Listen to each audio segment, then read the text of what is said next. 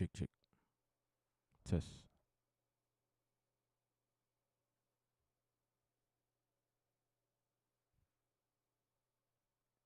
Testing. One, two, two. Check, check, check, check, check.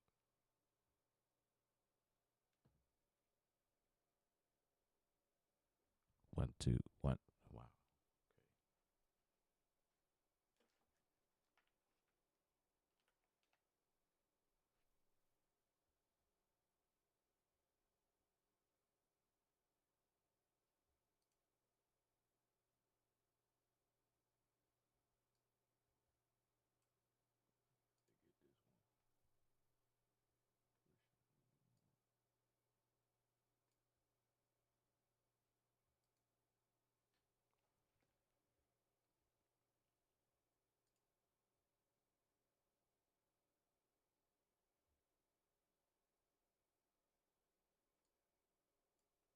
Test one. One, two, check.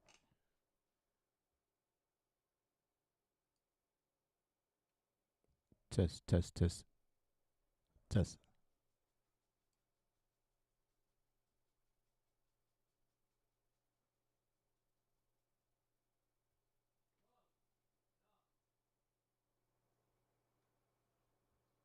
Check, check, check.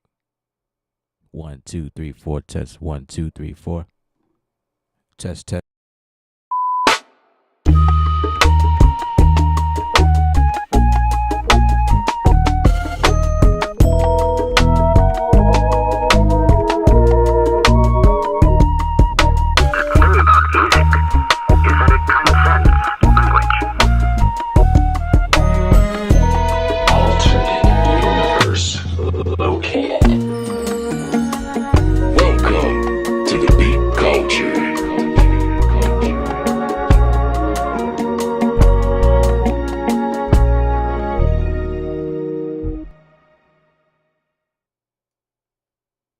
Yo, what's up? What's up? What's up?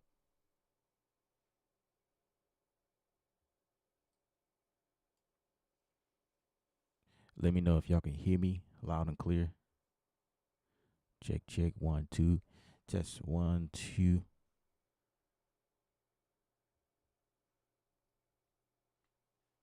What's up, DJ?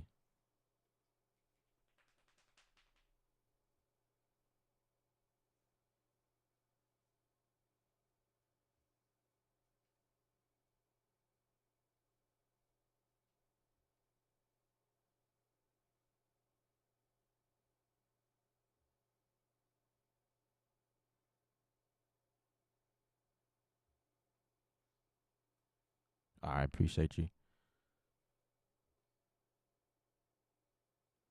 Appreciate it. Appreciate it. Okay. What are we going to work on today? That is always the question. What are we going to start with?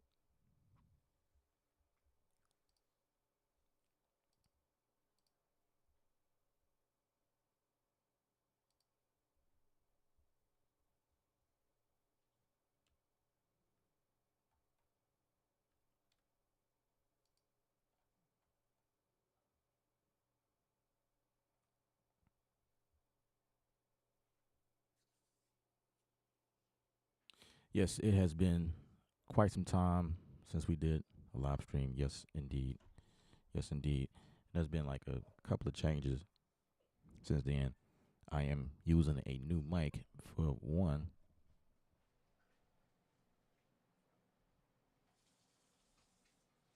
That's the first thing. I did a review on this mic not too long ago. There's a review on on the channel about this mic. It's actually really affordable.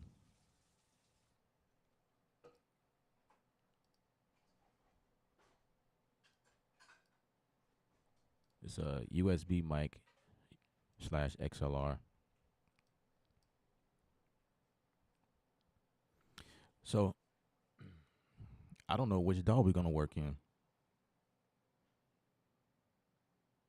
What DAW do you use, DJ? Just curiosity. I don't know if you told me that before in the past. Forgive me if you have. I don't remember. Wait, is it Studio One? I think I remember now. It's Studio One, ain't it?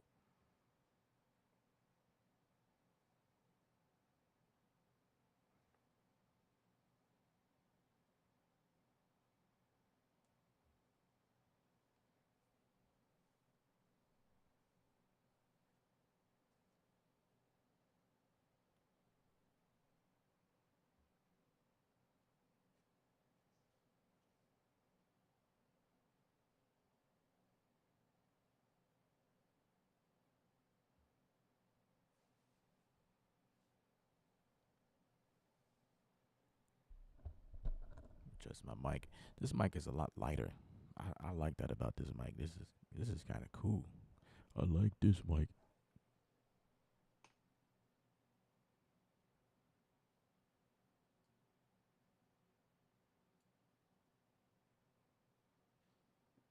What's up, Super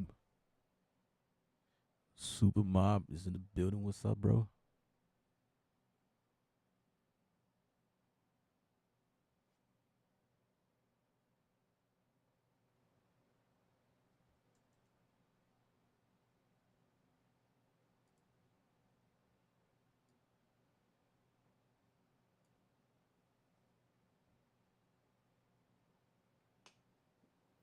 What up with everybody?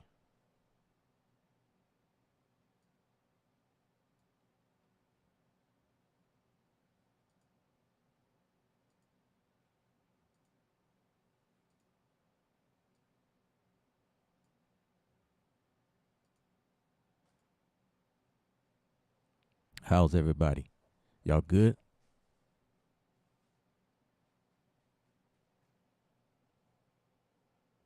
Let's talk about the DAW that we should use on the stream. I'm leaving that up to y'all. What y'all thinking? And I only have three, so don't go and say Pro Tools because I don't have Pro Tools. I don't have FL Studio, so please don't say that. Ableton Live, Big or Studio One, and then we can get going.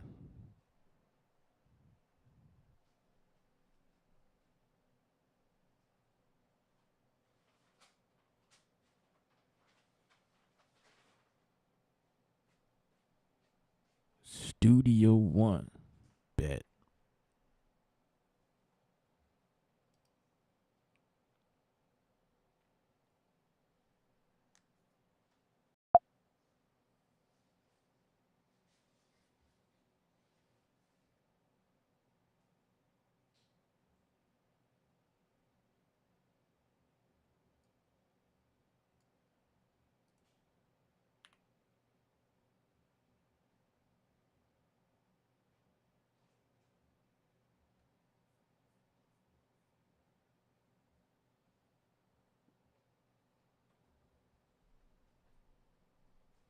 All right, so those of you that are coming in, please hit the likes, hit the like button, and subscribe if you want to speak with me because that's how the comment section is set up. You have to be a subscriber to the channel. It don't cost you anything. Just subscribe so you can communicate with me. So this is Studio One 7.2.1. This is the current version as of right now, today, July 4th, 2025.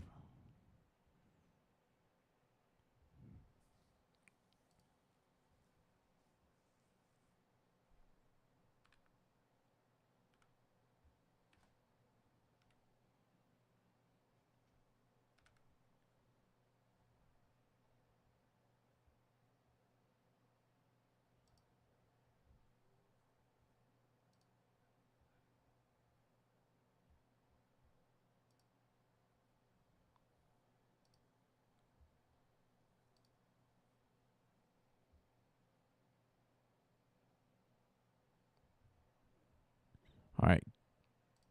The first thing that I wanted to play with is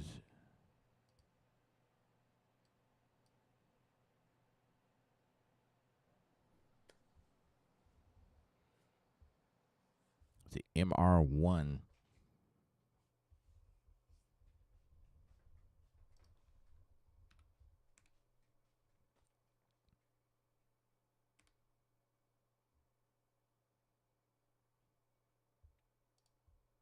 The MR1 valve data, because that's new.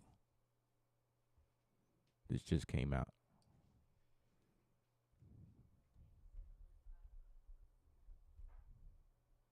Oh my God! Look how it look on the screen on my complete control. It looks pretty dope.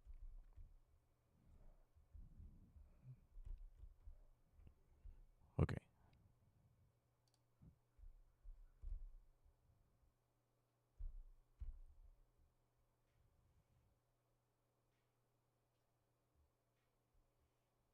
All right. So first things first, we got to get this thing to come out of the system so that everyone can hear, of course.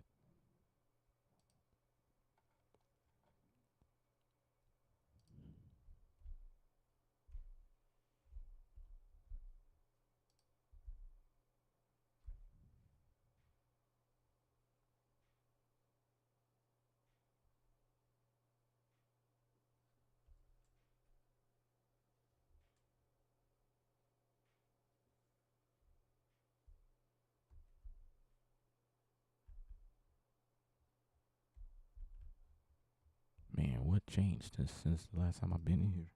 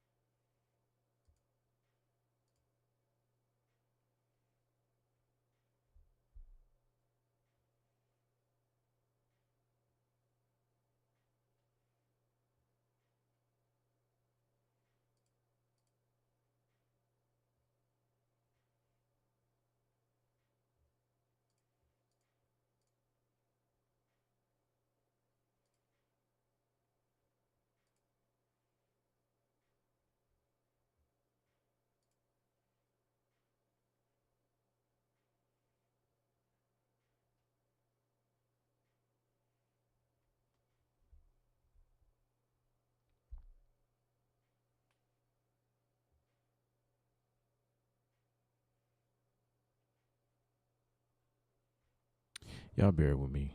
Something changed since the last time I've been in here, and I don't remember what I did. So you guys get to see a few things.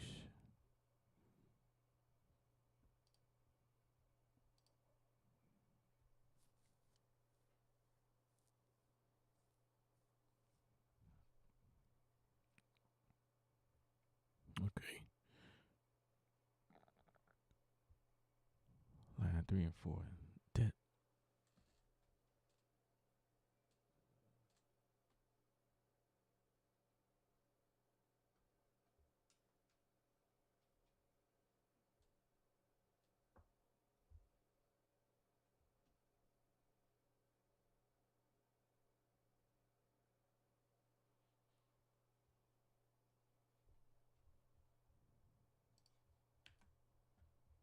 let me do something real quick.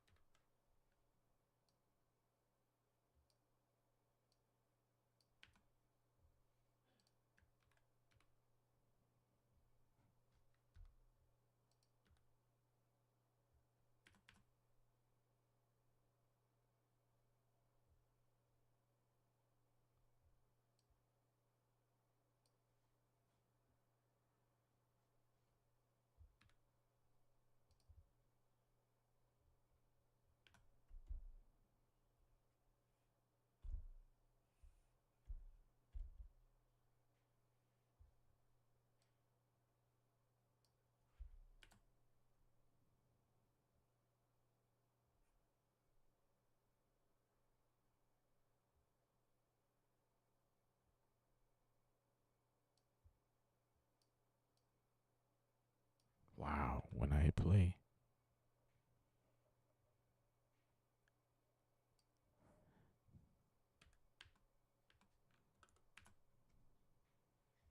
Okay.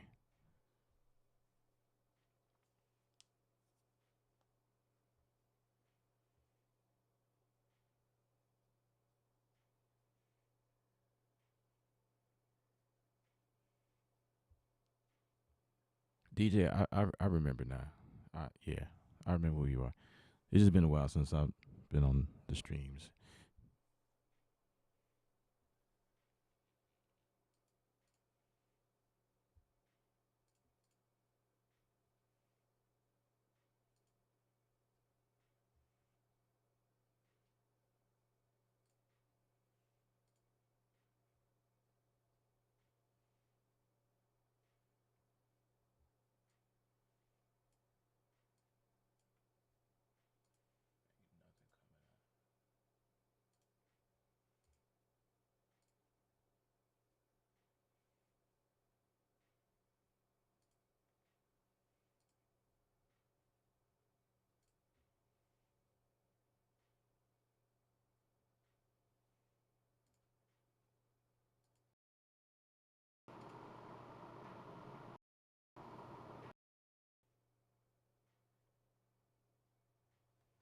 Can y'all still hear me? Yeah, I can see.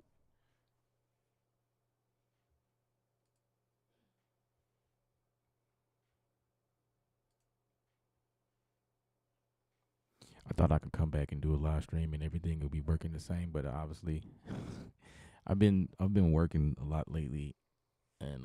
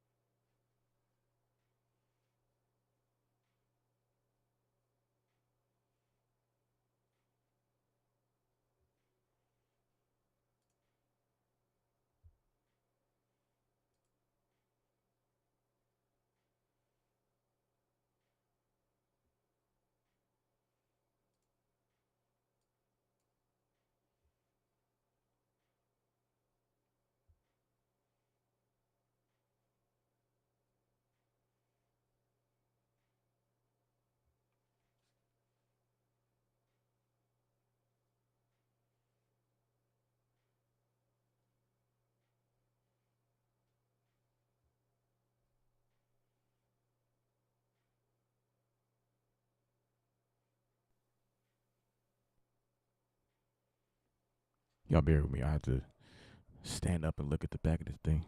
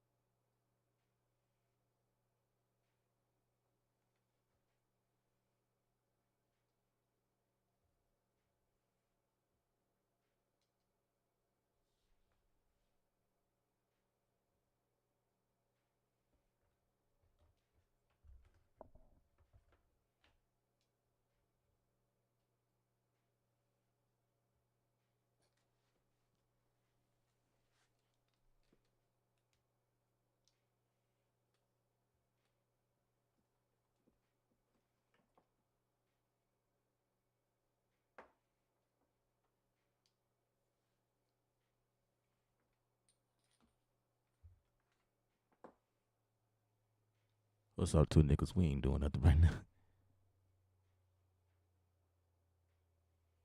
Ron is in the building. What up, man?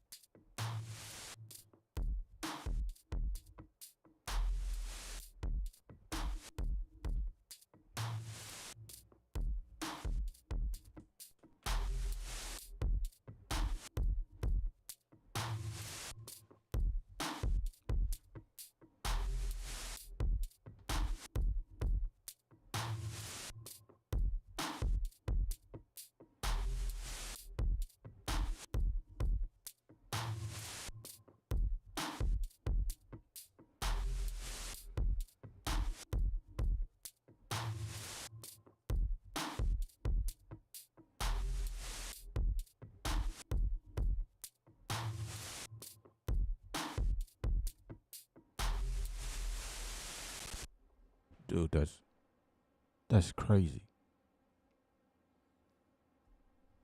I've never unhooked anything from that interface. It's been the same all this time. And all of a sudden those ports don't work.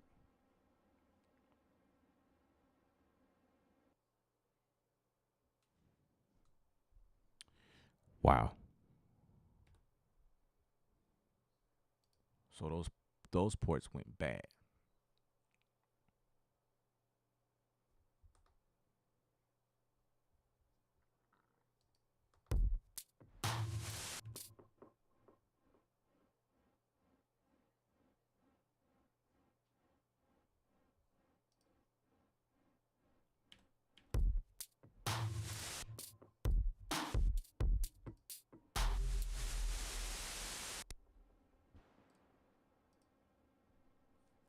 That's crazy. That's crazy. That's crazy. That is crazy. Let me try a waveform.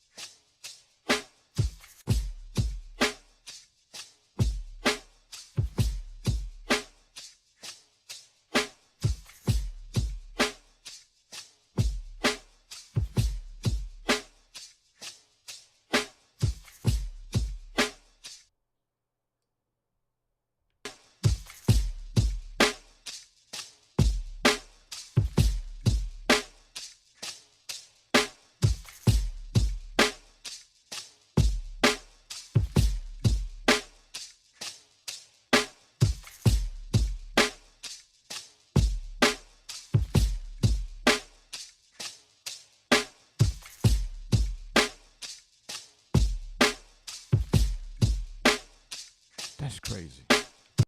That's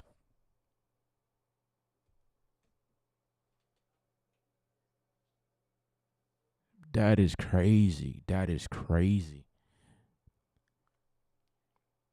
I have never touched those cables, and all of a sudden it just stopped working. But now, when I switch them,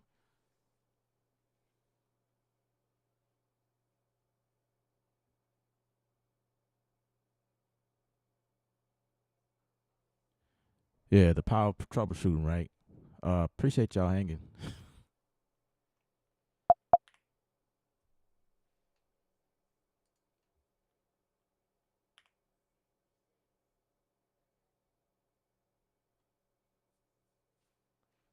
That's crazy. Oh, that's so crazy.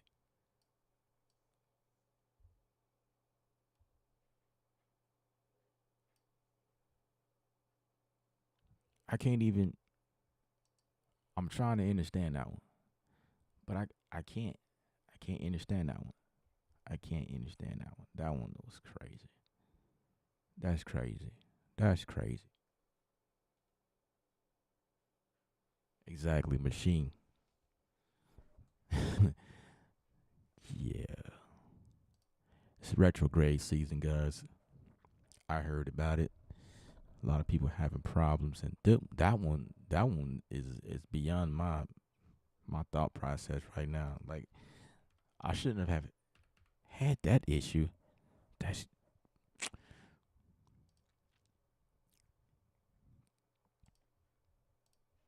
all right. Back to it. Back to it.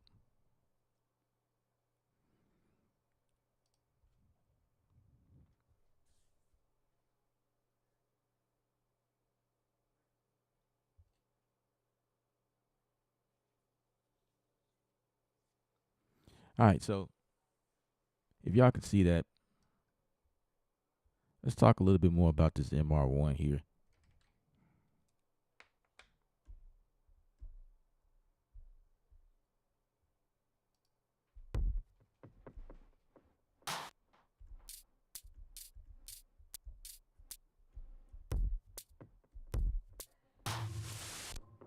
Let's talk about this latency problem too.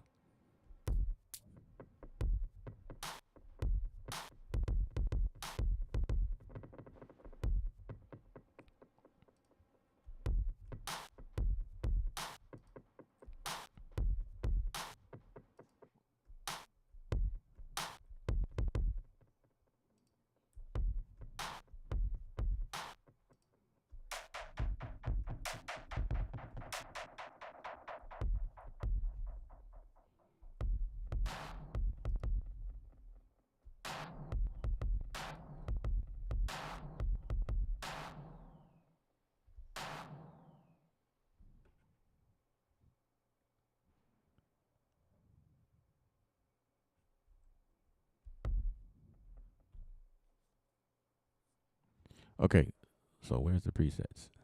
Right here.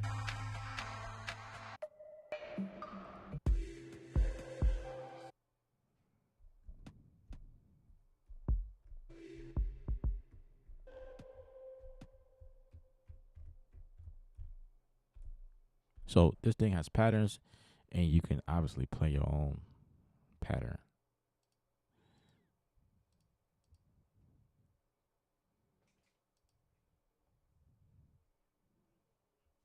But I am looking for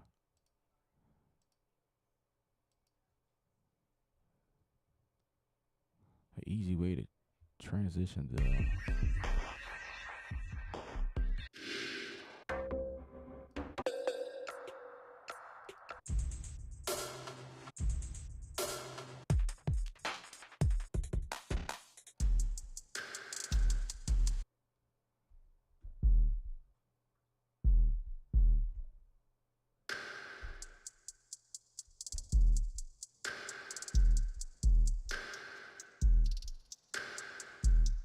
Huh. I like that.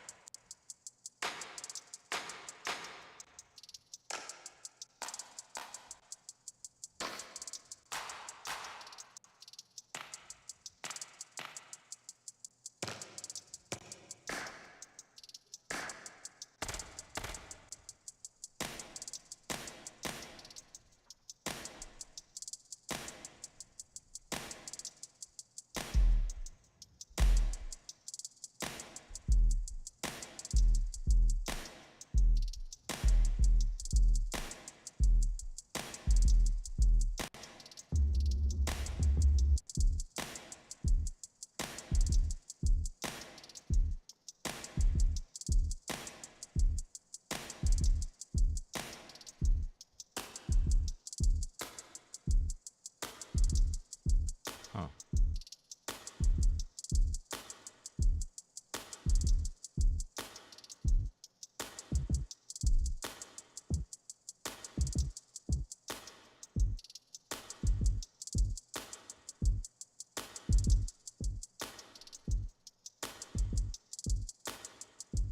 Okay, so real quick, if I'm explaining this, this is my first time playing with this, and it seems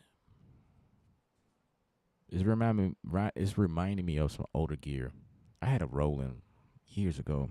It reminds me of that. I can't remember the model number, but basically we got 4 different lanes, and depending on the one that you click on, see 1, 2, 3, 4, you can change the filter parameters, and all of these are patterns.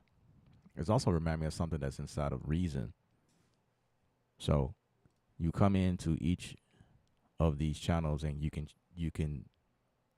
select whatever sample you want to use, and then you can also control where it starts and ends, so that it gets a little bit more detailed. You can put a gate on there and mutate. I don't know what that is. We have to see what that is.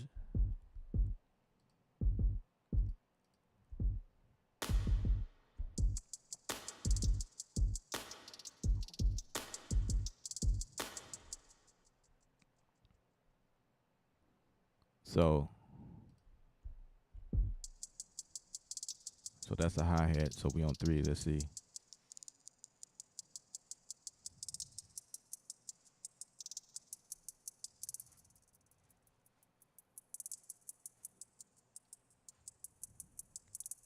So it's going up and down. So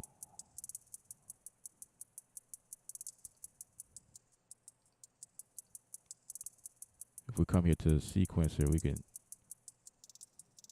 change what it's doing, I think.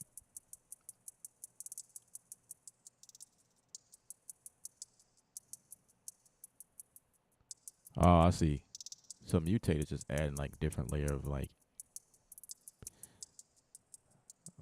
it's going in and out. Okay.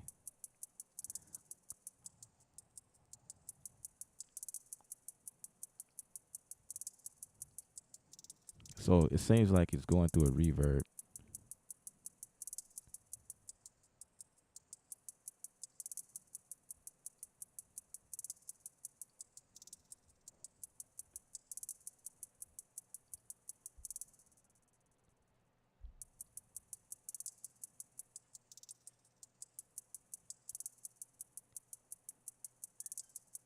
Seems like all of the reverbs are down. There's nothing that's engaged. So is that the sample?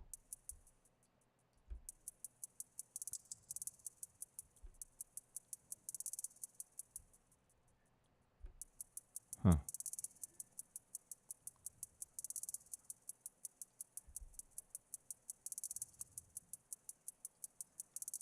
Sequencer.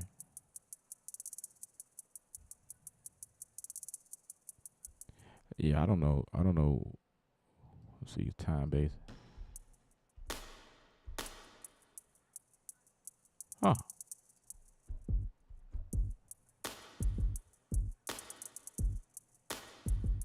All right. What else?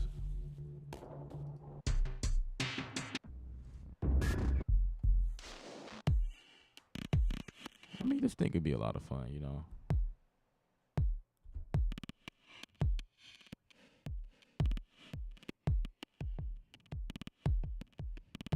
Hmm.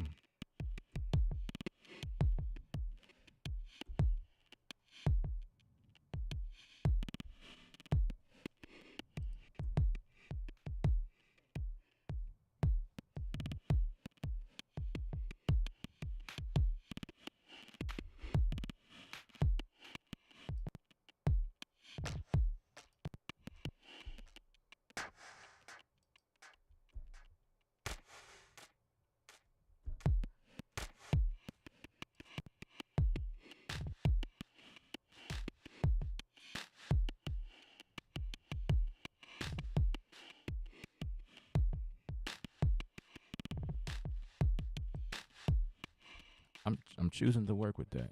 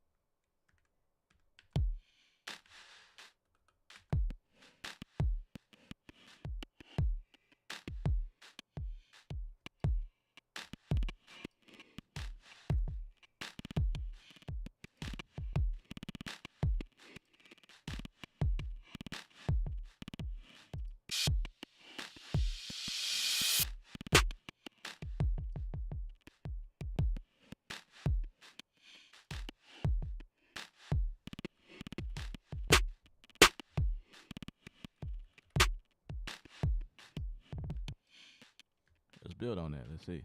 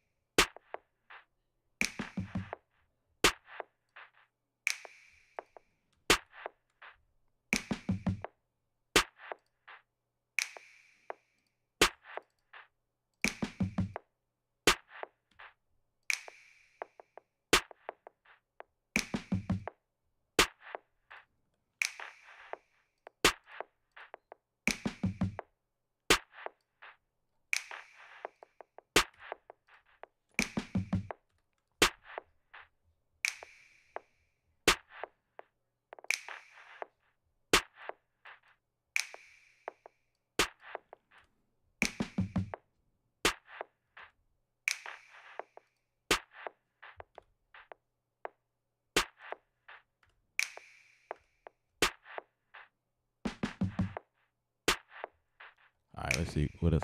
What else we got?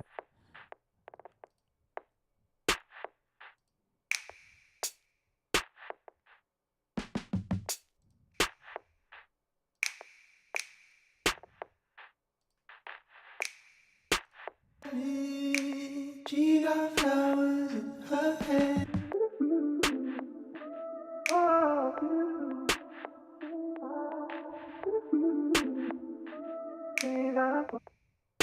Oh, I like that.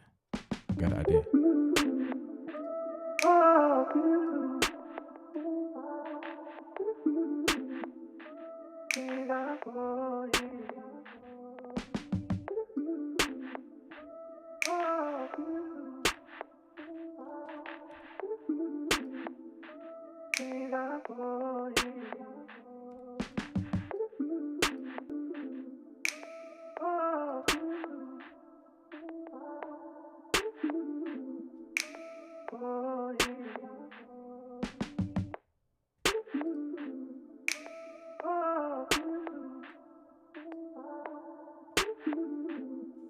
Just throw contact back in there and see what else we got.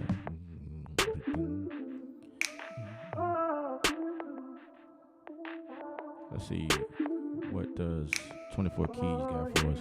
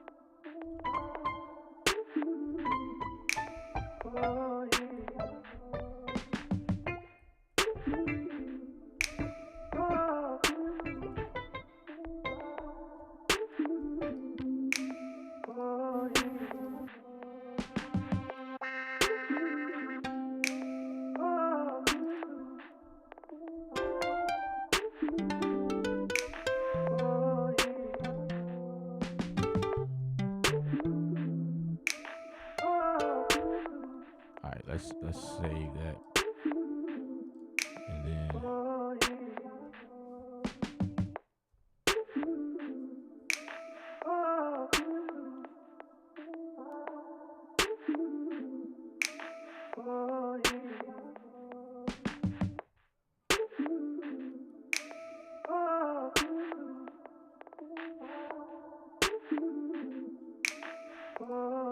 let's play with my hotto.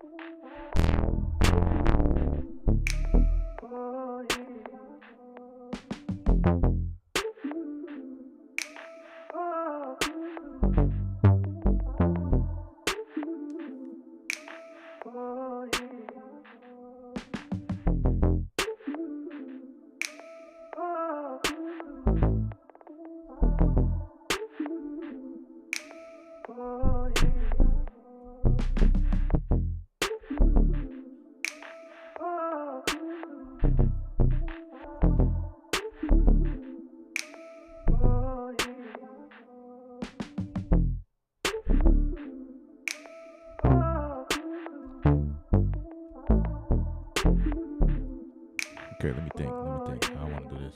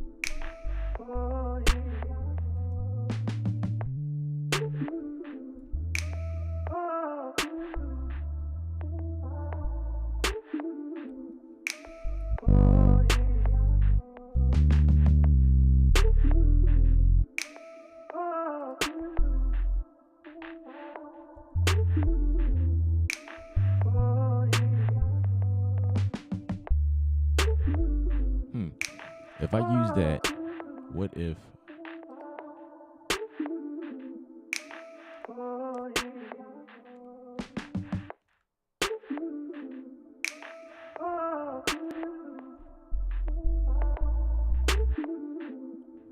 I do something like this? Let's see, choose from list. What if I put a saturate on there?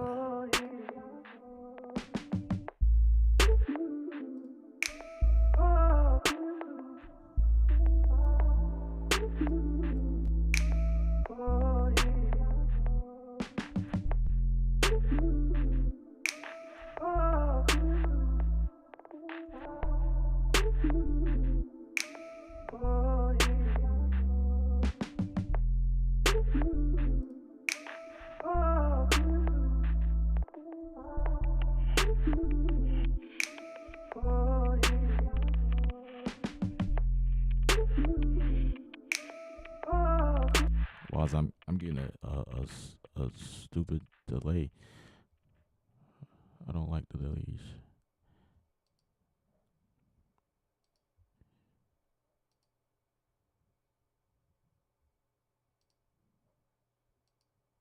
Let's bring that back down.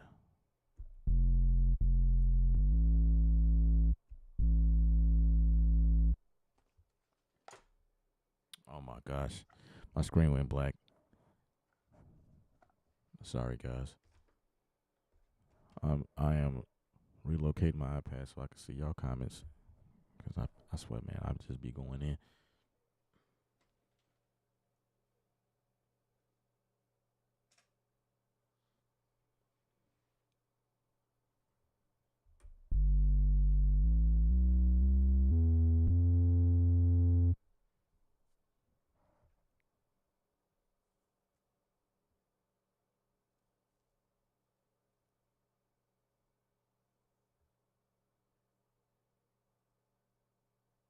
Studio 4 a.m. Welcome to the stream. Thanks for coming out.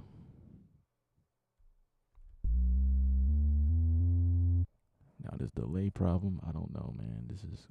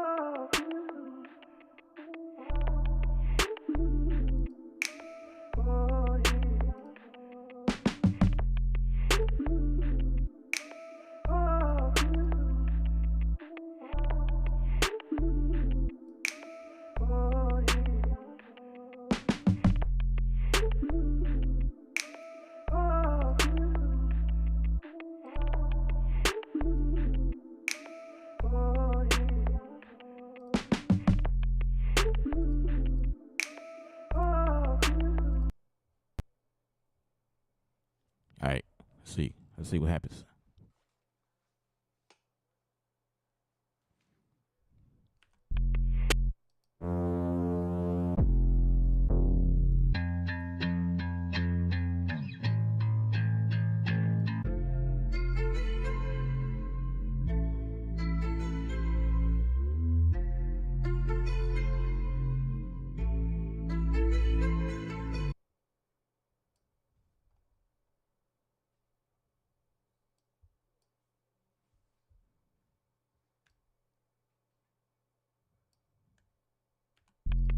Hmm.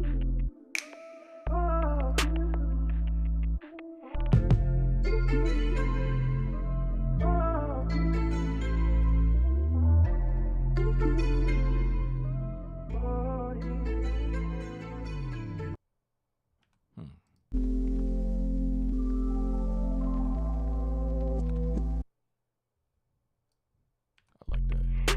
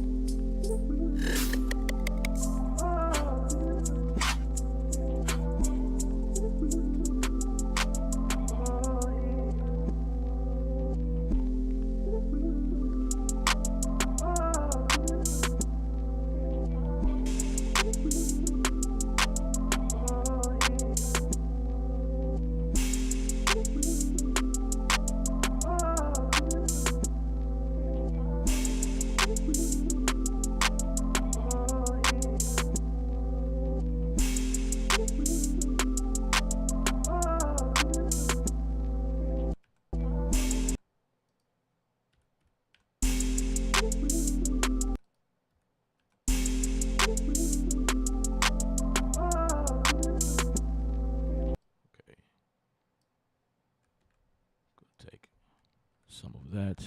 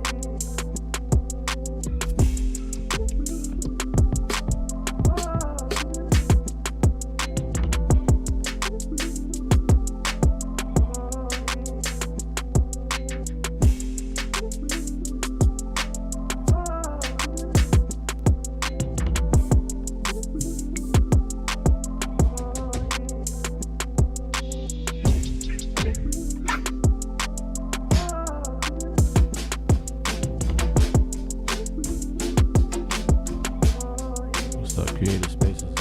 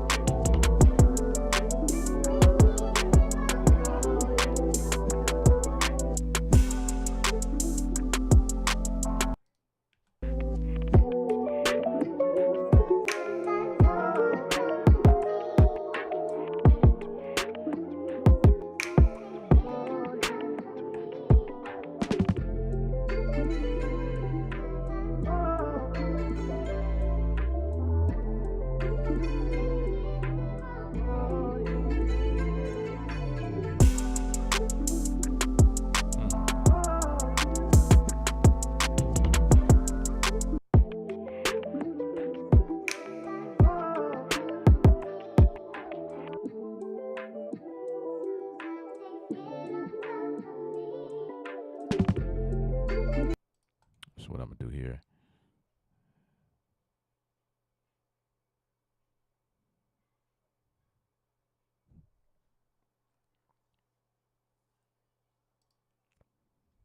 Yeah, boy.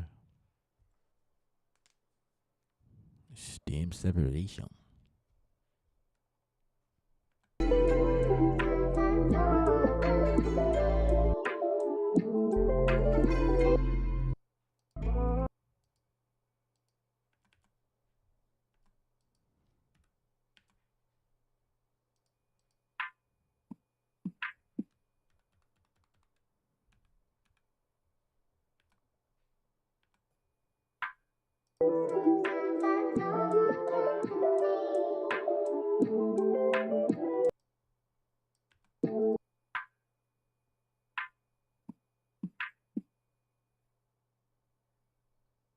Wow, it didn't do a good job at all.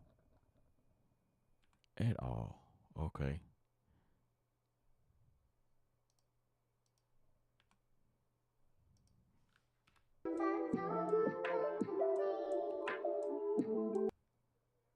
Let's try Serato. Serato.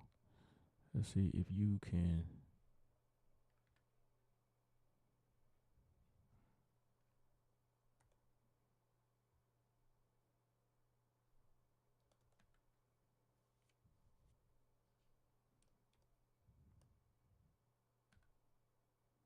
I am spelling it right, right, right, right.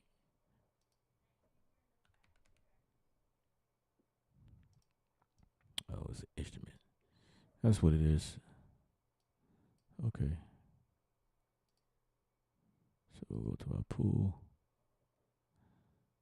And the name of the sample is 91V, which is this one.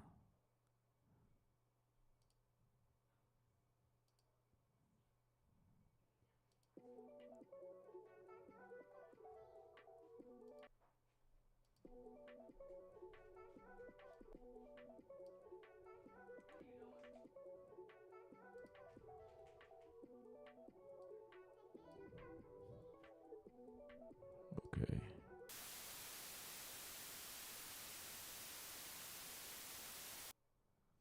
Why is we getting the static sound?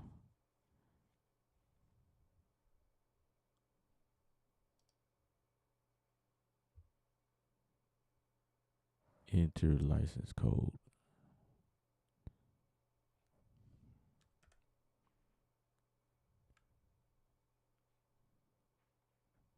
It might not be licensed on this computer.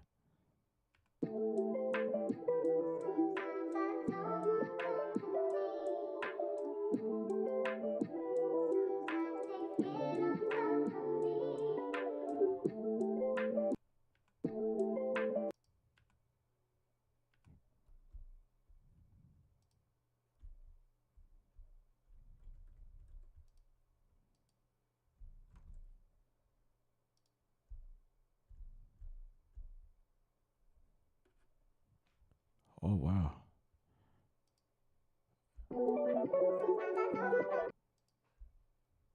It doesn't recognize the vocal. I guess so. Wow. Okay.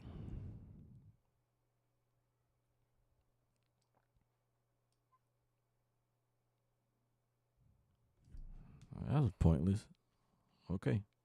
So Studio One is out of the water. It's just they share the same frequency. That's what it is.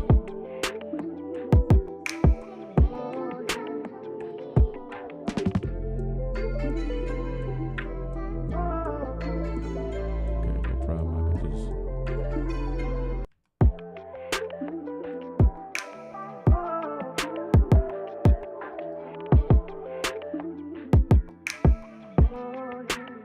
haha. I figured it out. Haha.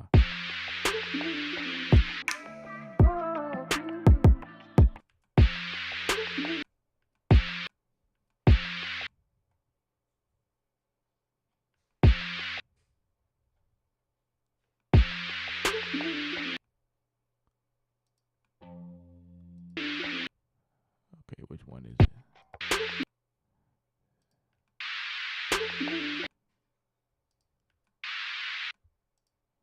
Okay.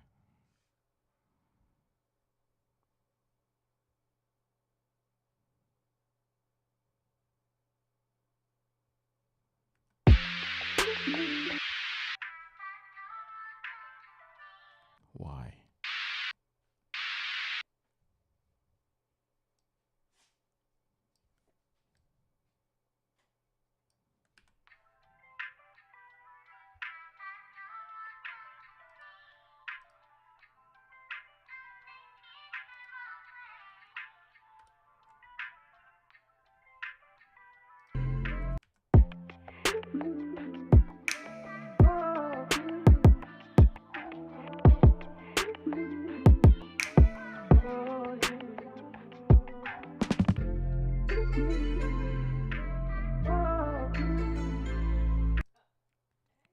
I'll go 12 below.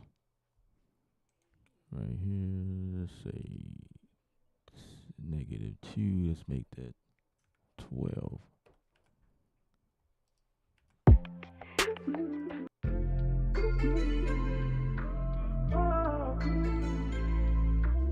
Turn you up a little bit more.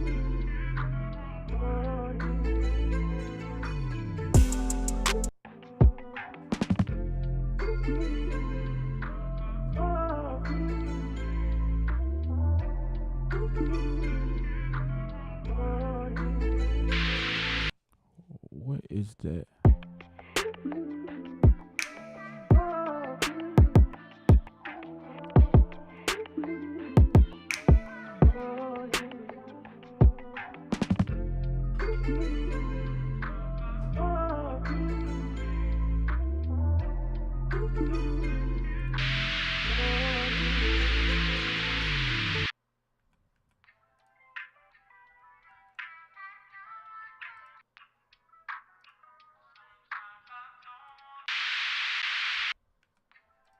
I don't know what's going on.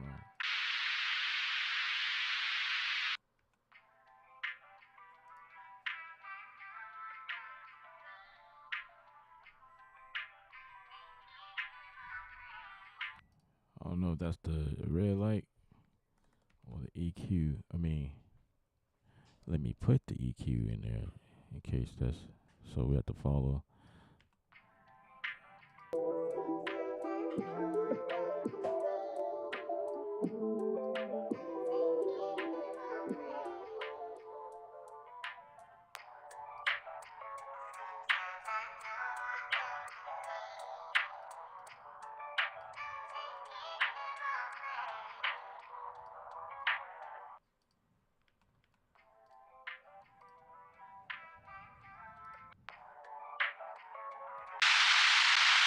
Oh wow.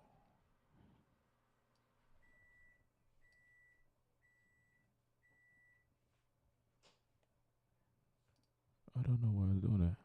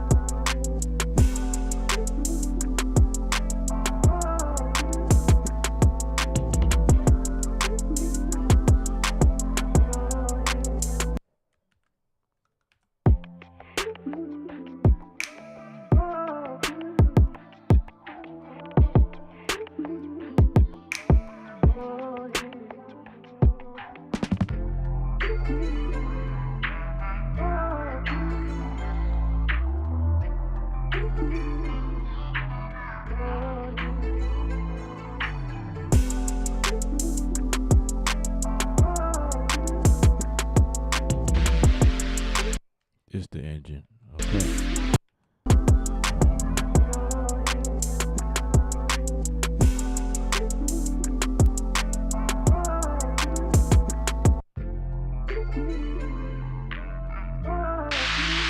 Wow.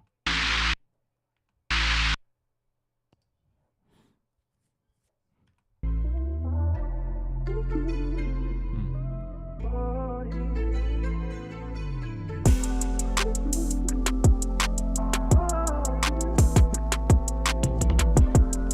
Let's go Safari. Yak delay.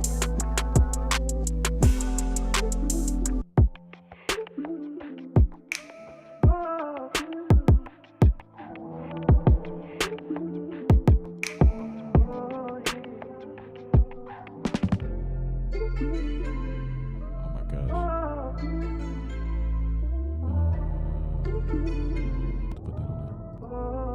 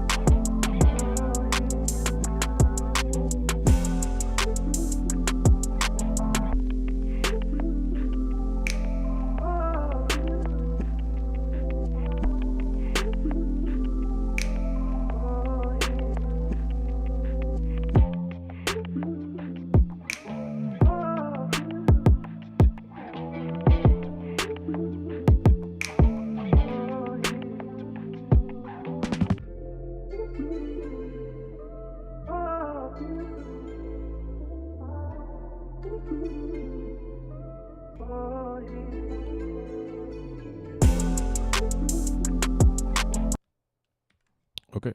Cool.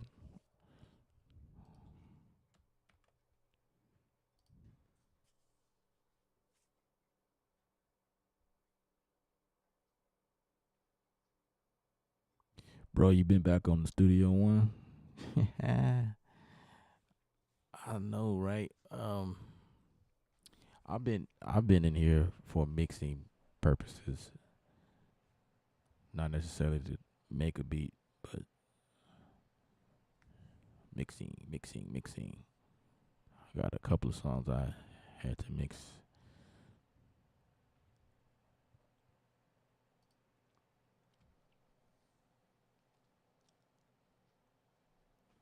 Okay, okay. Let's see what else is happening. Evolve Sounds, Deep House for now available. Latin House drums and tops is now available. Let's install that.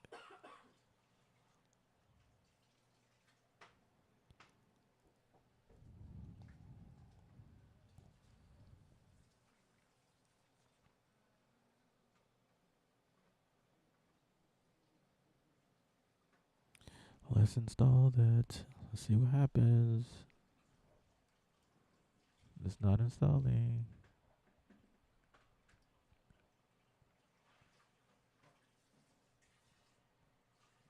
Let's go to the home page real quick.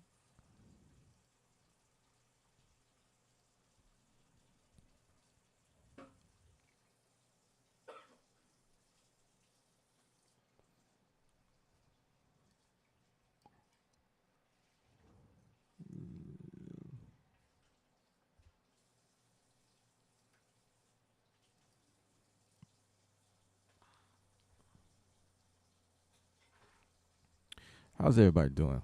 I am looking at the comment section. How you guys feel? What's happening? What's the deal? I need to figure out how to get rid of this latency problem. Latency. Latency.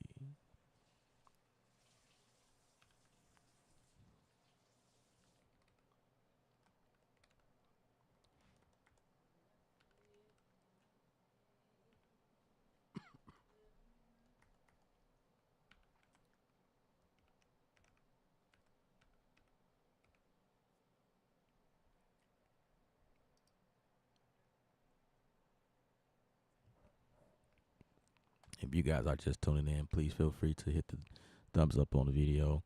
We just making beats here inside of Studio One or Studio One until it crash, right? Because Studio One has a history of doing that. Or maybe I just jinxed myself.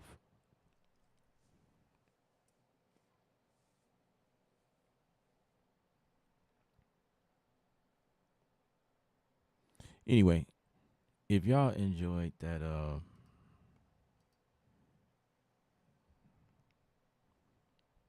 the hell am I searching here? If y'all enjoyed that MR1 deal,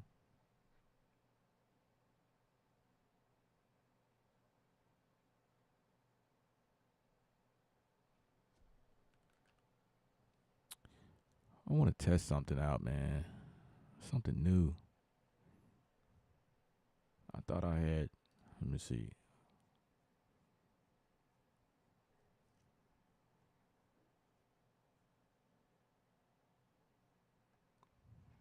What we got? What we got? Oh my gosh, I didn't put this on it. I'm going to install this piano verse. I have not played with this thing. I want to see what this thing is about.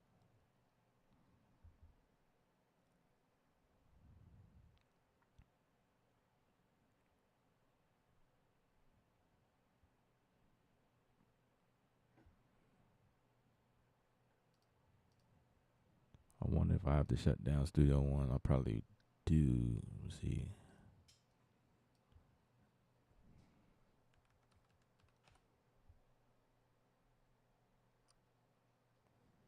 .803 is in the building. It's a miracle.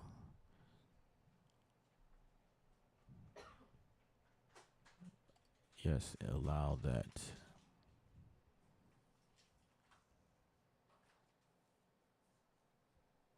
Yes, allow that, please.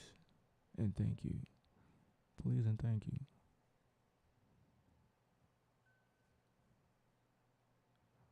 Please proceed to install the sound content. Yes.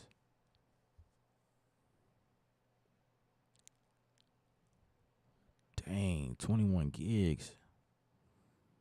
Yikes.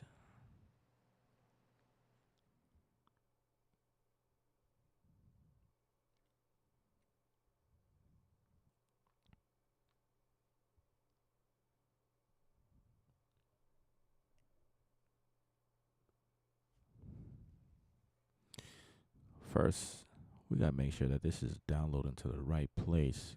That is the thing. Okay. Download folder.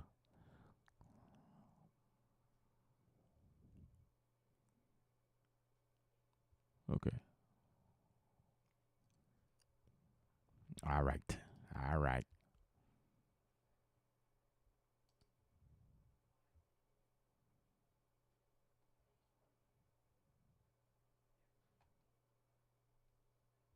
It's downloading to this folder, which is that one.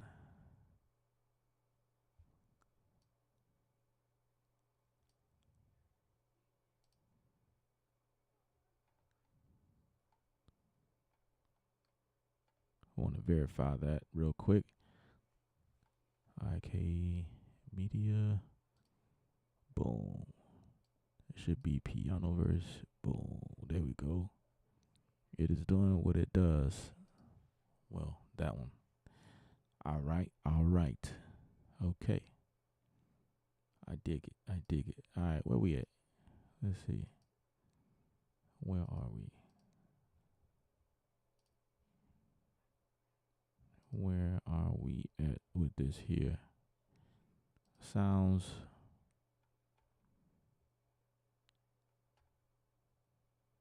Beat machines. I got quite a bit to download.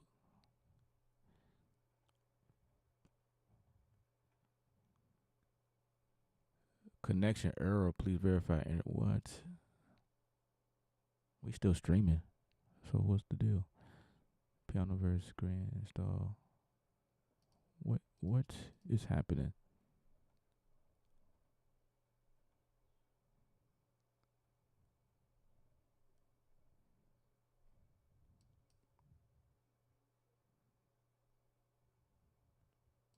Okay, install that.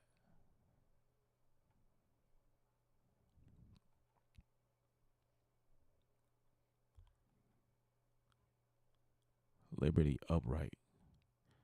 I want to see what that is too.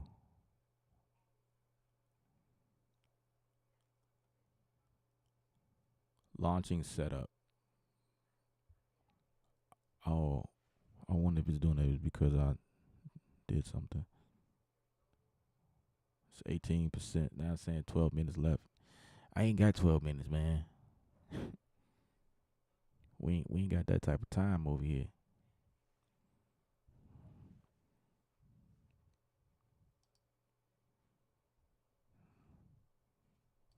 Let's see. Does it even pop up while Studio One is still?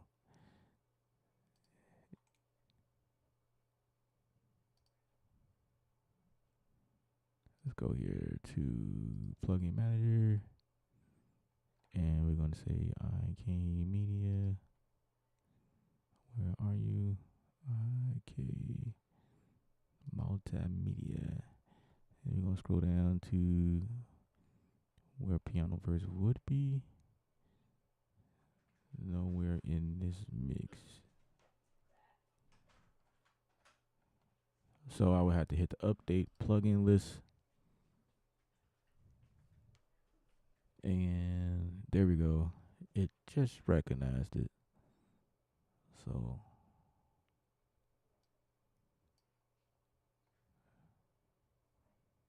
unless it was in here the entire time and it's under TR something.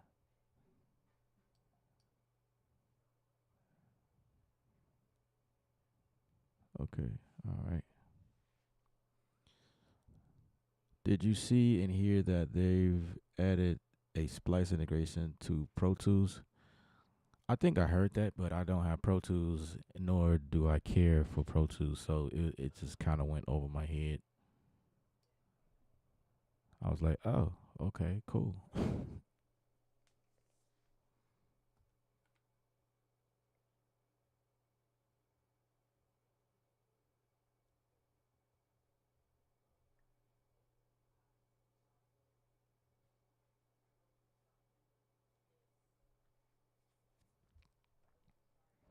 Come on, the last.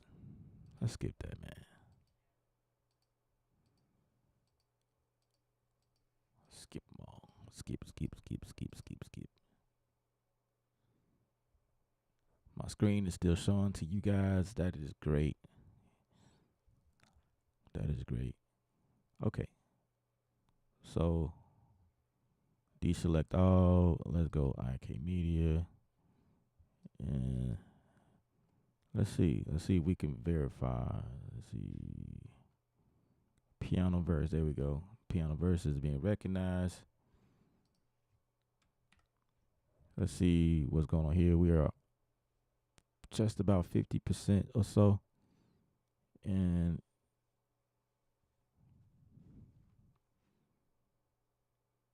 okay, let's just see what the instrument looks like. Piano verse. Going for the VST3 version of it. There we go. Just probably don't have the content yet because it's still downloading. Okay.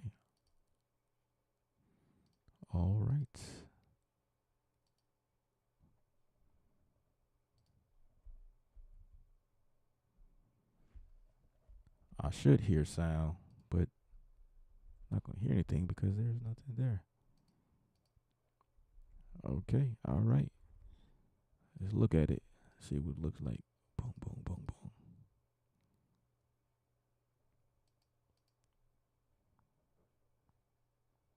How do I get out of that and show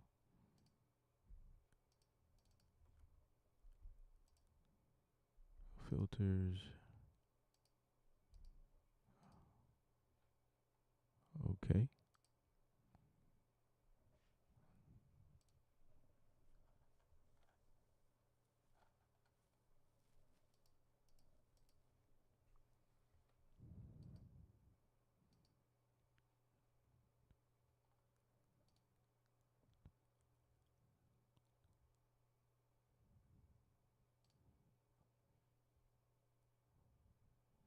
We need to take you to the right place.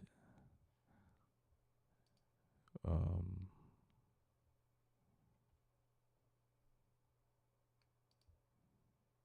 should be coming from this one.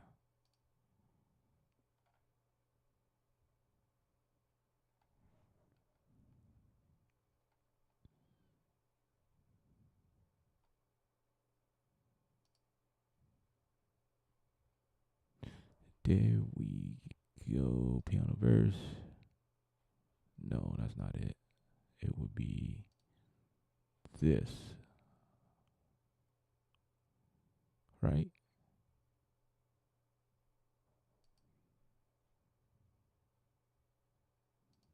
Rescan content.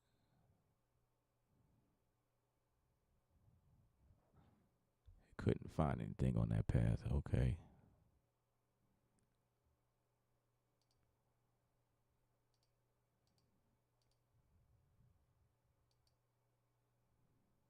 All right, let's do it again. Sound content.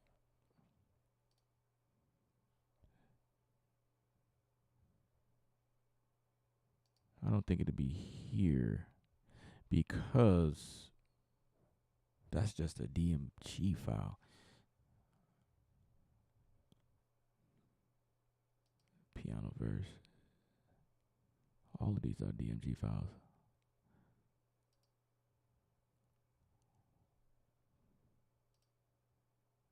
Okay. Let's see what is happening.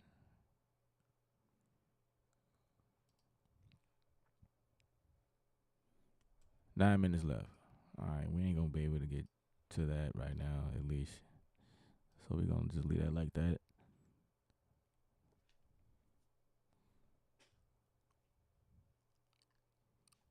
Let's see. How about some augmented grand piano? How about that? Big Boss Q, what up?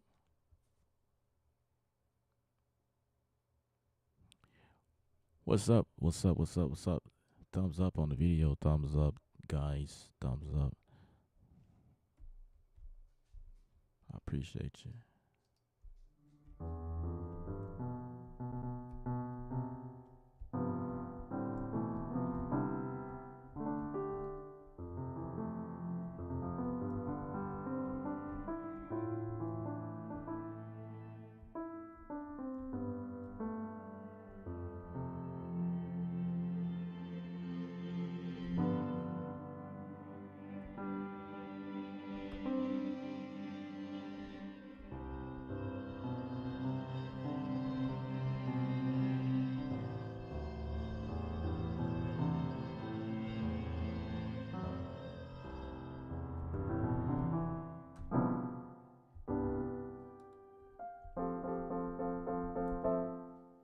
Okay, the latency seems to have gotten better, I think.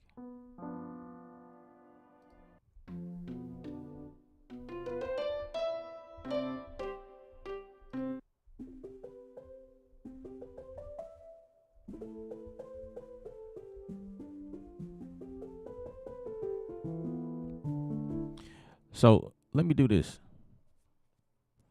This is gonna be a quick commercial. I don't know if Space is still watching, but he has a new MIDI pack that he released. on this website, and um, let me let me find that actually. Let's see. Let's see.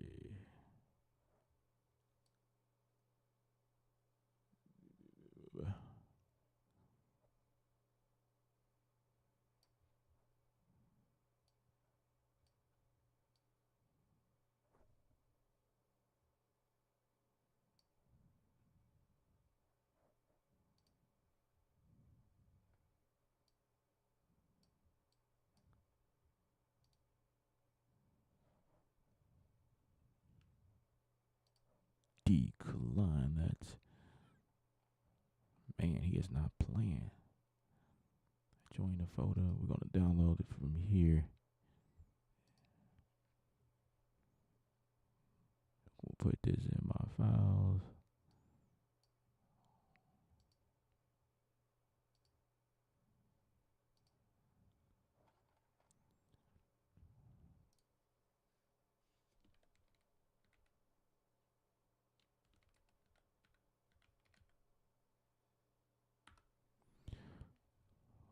Midnight Orbit. So if you guys are interested in this MIDI pack, then you can go to his website and purchase it.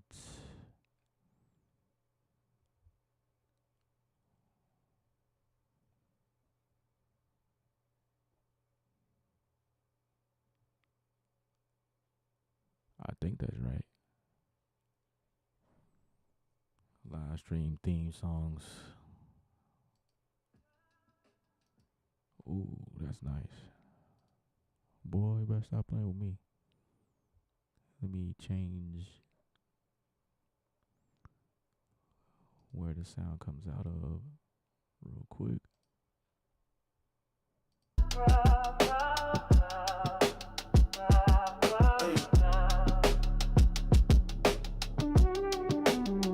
Live from the orbit of creativity. This is Creative Spaces. Creative Spaces, we ride the wave in the stars where the music plays. Beats so cold, make the cosmos sway. Go live now, we don't press play. Flowing with the vibe on a mission for more. Switch in the sky and the bass on the floor. Turn it up loud, let the sound explore. It's the Spaces Zone, we creating galore. Touchdown in the booth, got the glow on me. No cap, it's the brand, got Boy, the this is whole fire. on me. From machine to the sky, we the ones to see. Every kick, every snare like a prophecy. Studio my ship, we don't need no map. Just vibes, no stress, let the beat just slap. If you tuned in now, then you're part of the flight. Creative Spaces, live all night.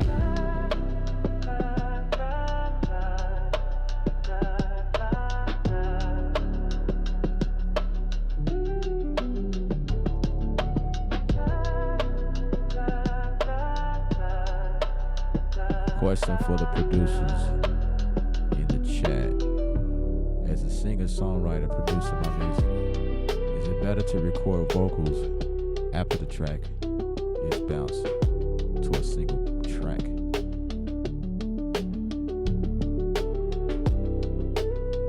Yes, Creative Spaces is one of the homies.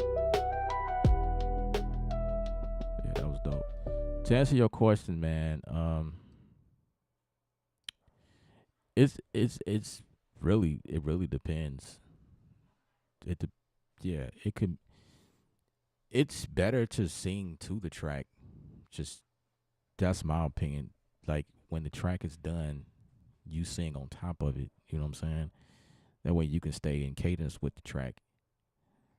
Let me read that question again. Make sure I understand what's going on. You said the question for the producers in the chat is a singer songwriter producing my music. Is it better to record mixed vocals after the track is bounced to a single track? Oh, I see what you're saying. Again, it depends. It can be. Well, if if the music has a bunch of plugins on it, I would say make sure everything is bounced down at least to waveform. If all of the tracks are at least bounced down at waveform, at that point, when you really when you mixing everything together, um, I don't think so. There's different scenarios where there are there are full screen, so you can see my face fully. Um, Let me see if I can change my crap. Change my ISO real quick so you can really see me. Let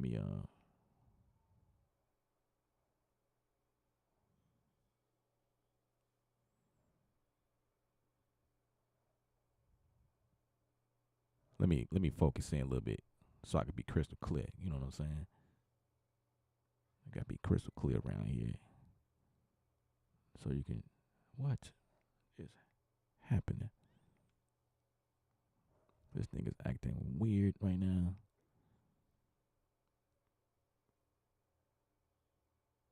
Seriously?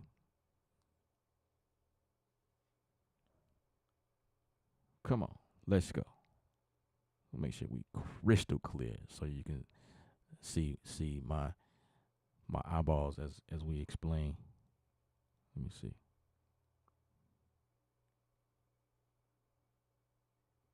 I think that's good enough.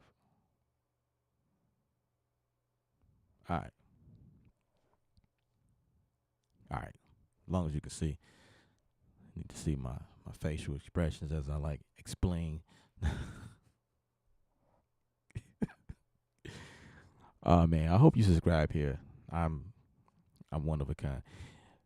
So hope you taking notes. So this is what you do.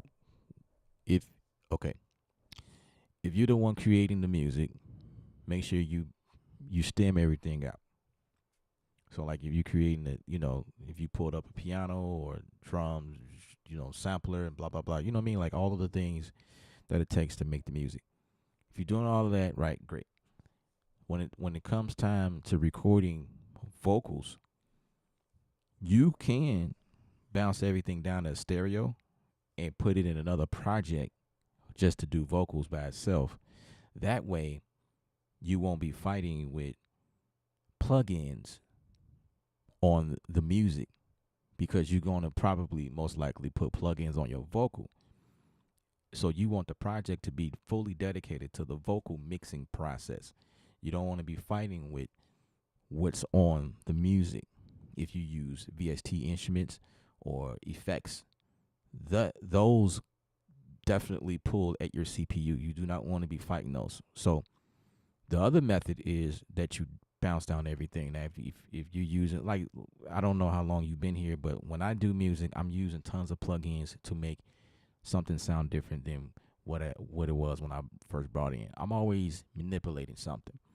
But the moment that the mixing part comes in or recording, you never want to record with plugins unless your computer is powerful enough to do so, because but then you got to do different things.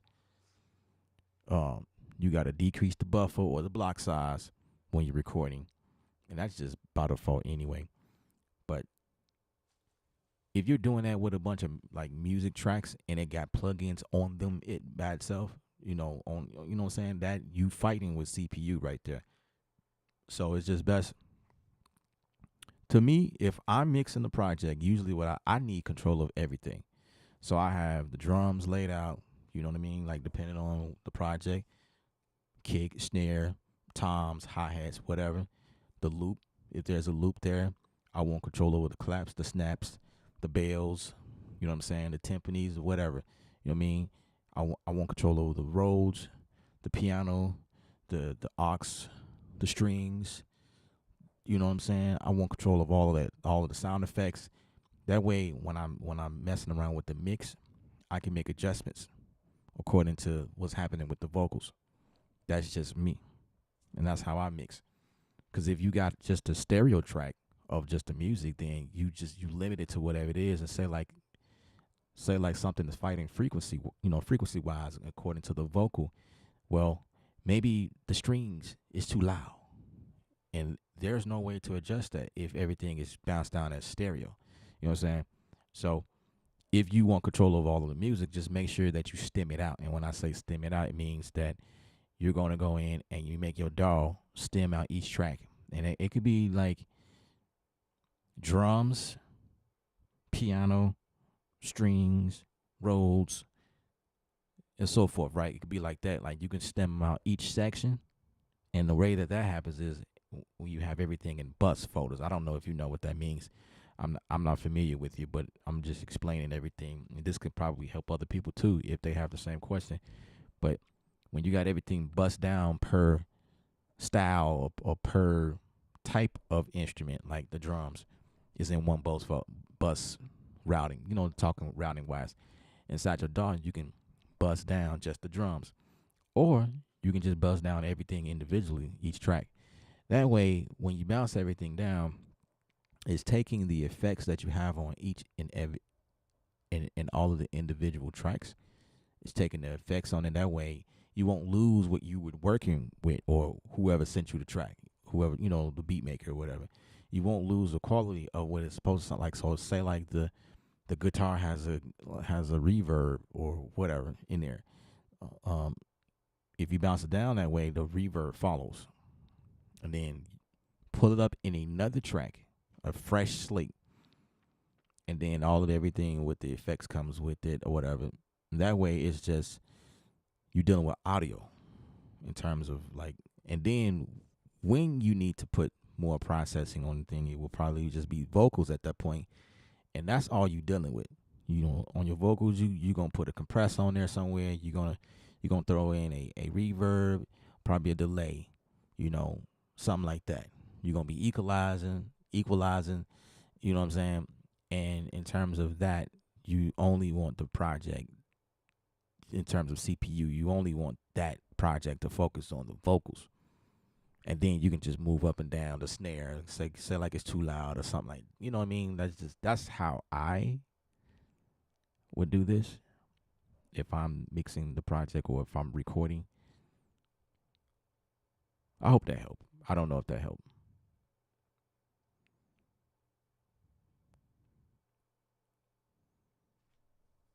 Say, oh, your whole face is. Yeah, that makes sense. Okay. Well, barrier. I knew something was interesting with the little flowers. I'm like, wait a minute. So the Studio 4 is using those flowers? Wow. I know who used the sunflower. You in Ableton. Okay. Yeah. DL was happening. Yeah, so that's how, Ableton, it doesn't matter what DAW platform you use. It's the same. It's the same situation. Same situation.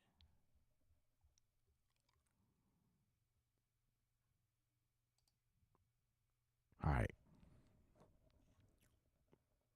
So I have Creative Spaces, his MIDI pack here.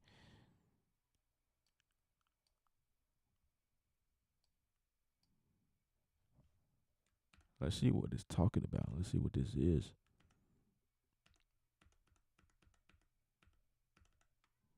Since we are in Studio One, okay.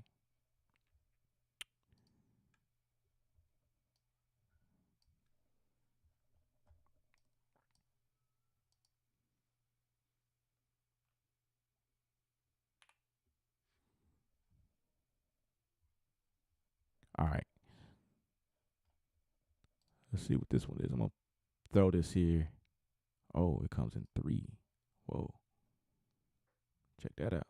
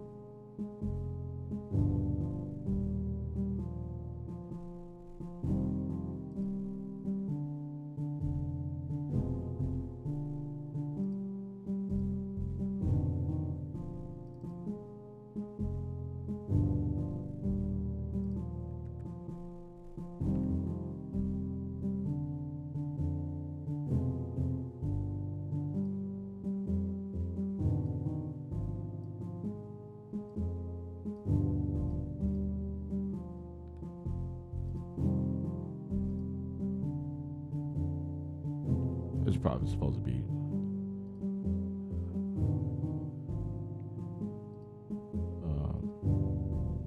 throw a bass instrument in here.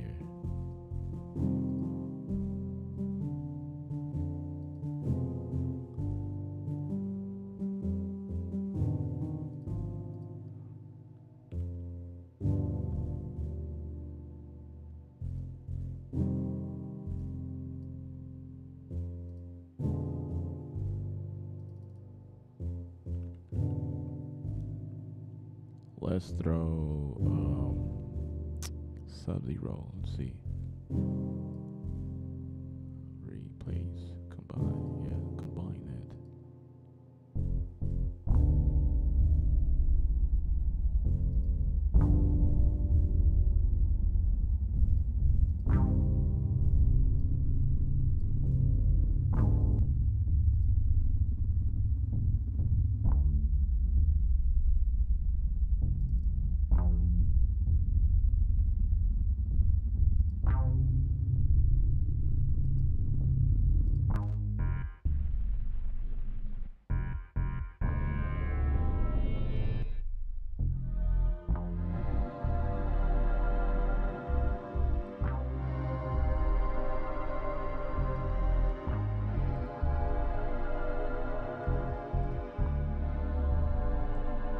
I need to split this.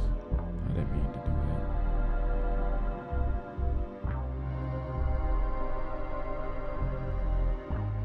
Let me save that.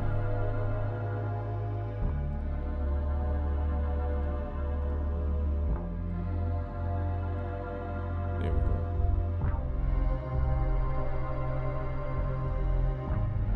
And for this one,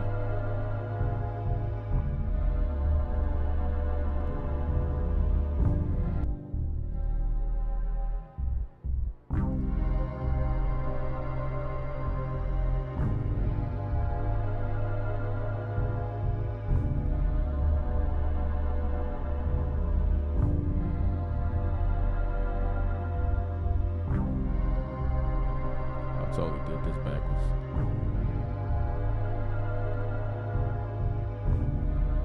So let's get the piano back.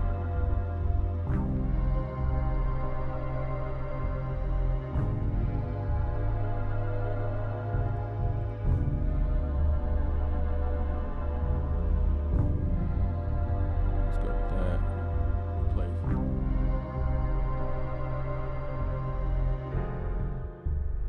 There we go. Alright, so let's get another instrument. Let's go with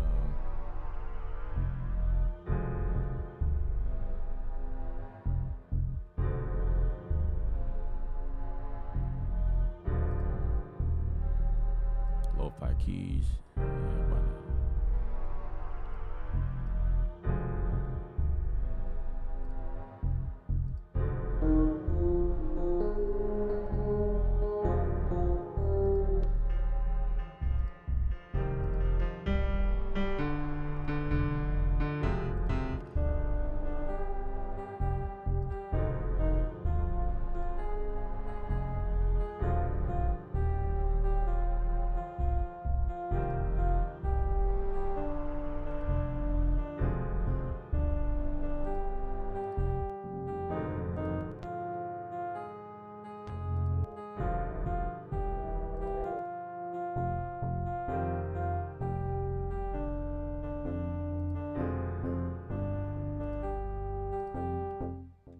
All right, let's see what the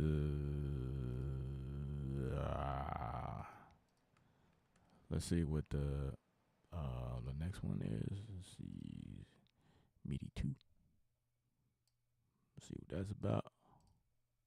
I'm gonna delete these and push these in there.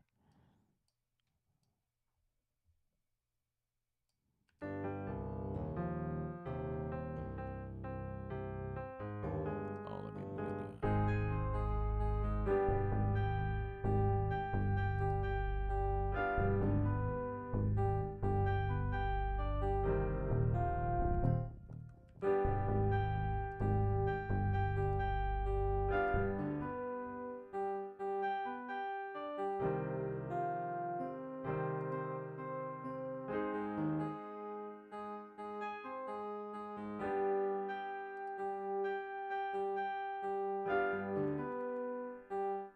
DL, what up? What are your thoughts on the best VSTs? Phase plant, Serum 3, Pigments, Omnisphere, and Contact. Um, all of them are good choices. I have not played with Phase Plant before, but I have everything else. They all are solid options, but it it boils down to what you're doing. Yeah, it boils down to what you're doing. Let me see. What is okay? Piano verse might be okay to. I can hear it doing something. Rescan. Rescan.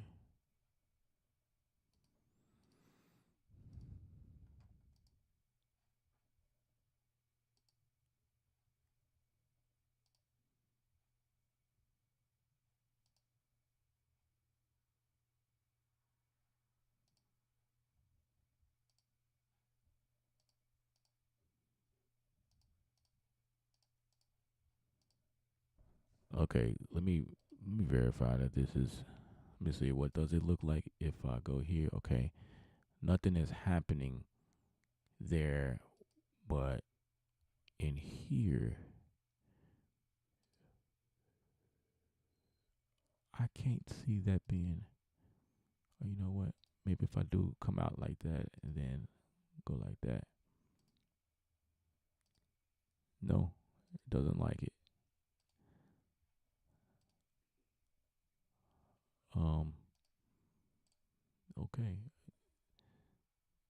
because there's several of these here, and they're just DMG files though. That's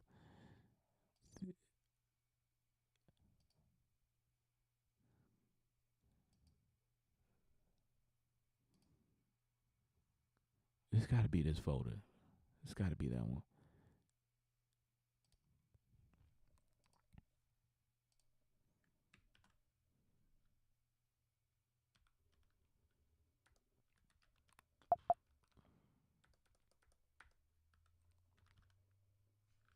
Let's pull it up as a standalone. How about that? Allow, yes. Hmm. Rescan.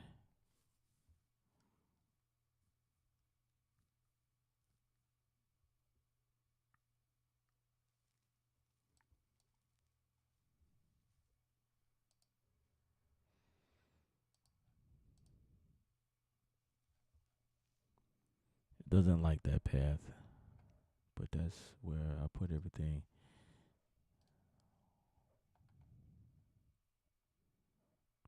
Uh,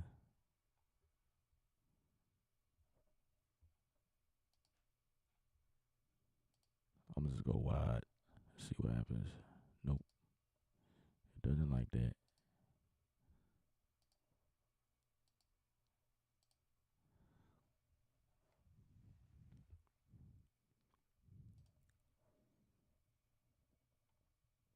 Piano verse.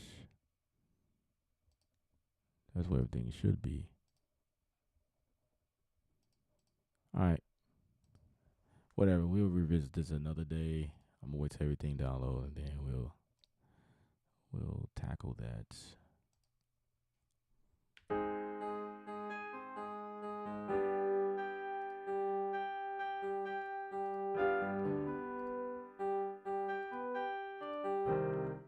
Let's see. Let's use Serum. Serum 2 for our melody. Replace that.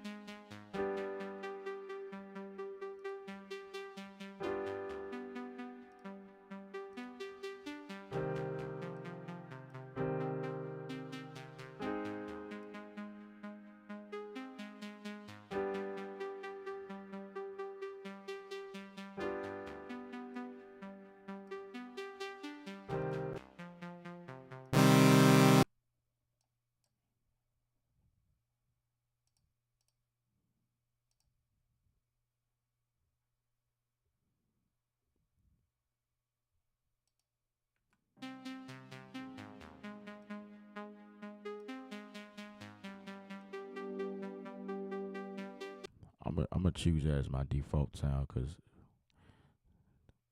that was wag how it came up. It's like unexpected. Let me change that default. This shall be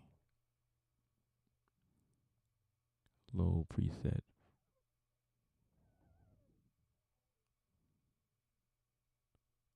Store as default preset. All right.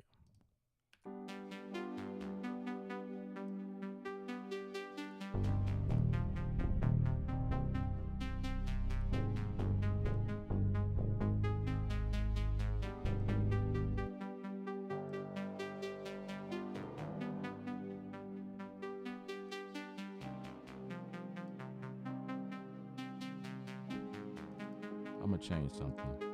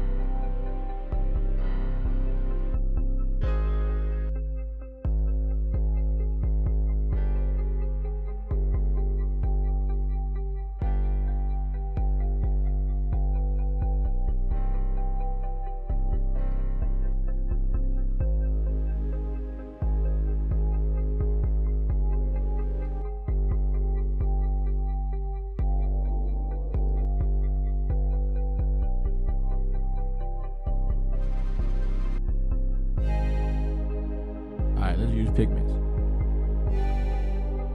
for the sake of the answer that I gave earlier.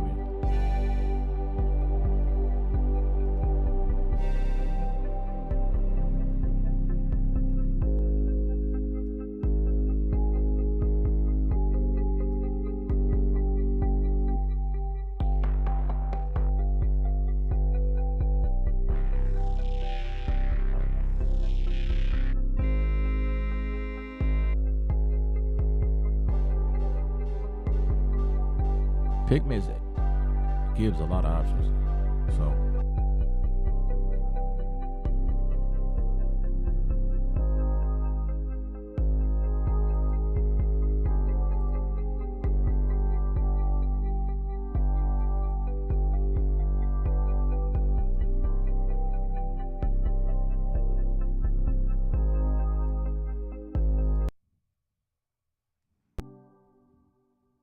let's add on to this.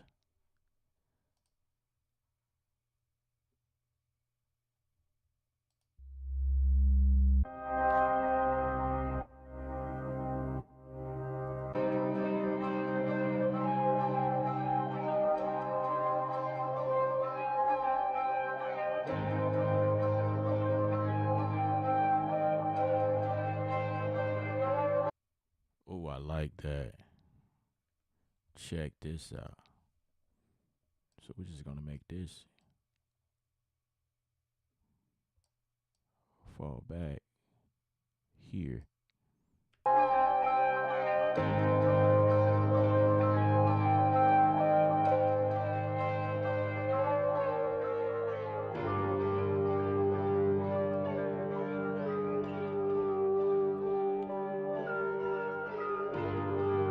Oh, that's way too long. Okay, hold on.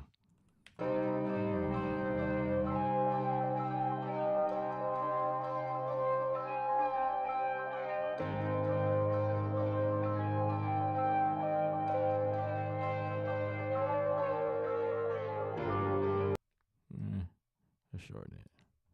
Yeah, this is way too long. Way too long.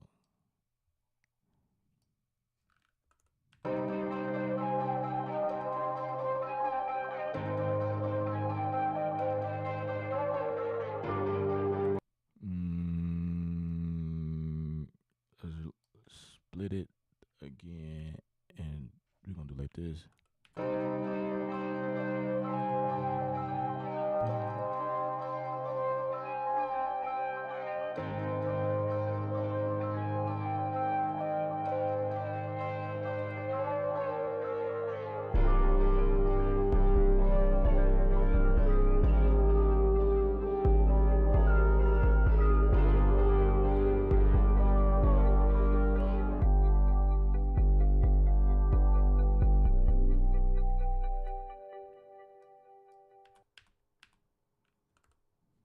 So we're gonna do like this.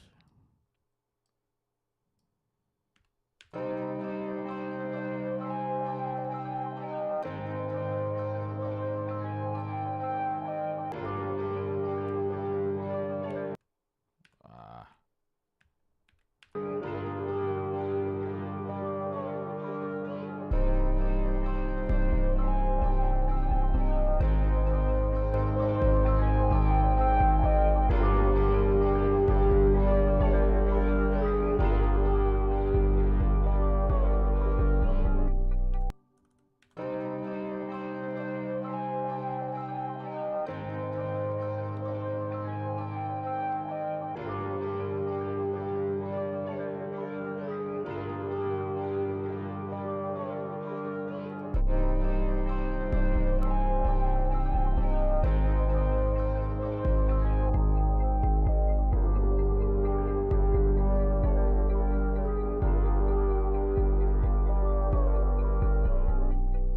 Yeah, that's how we're gonna do that.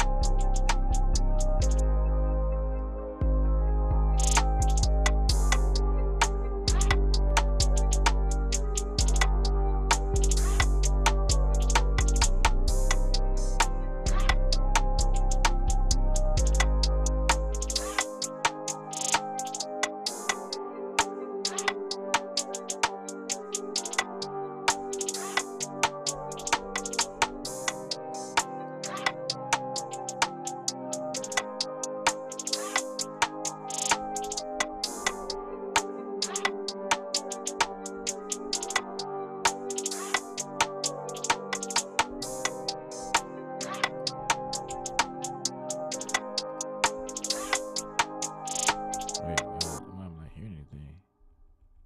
Huh?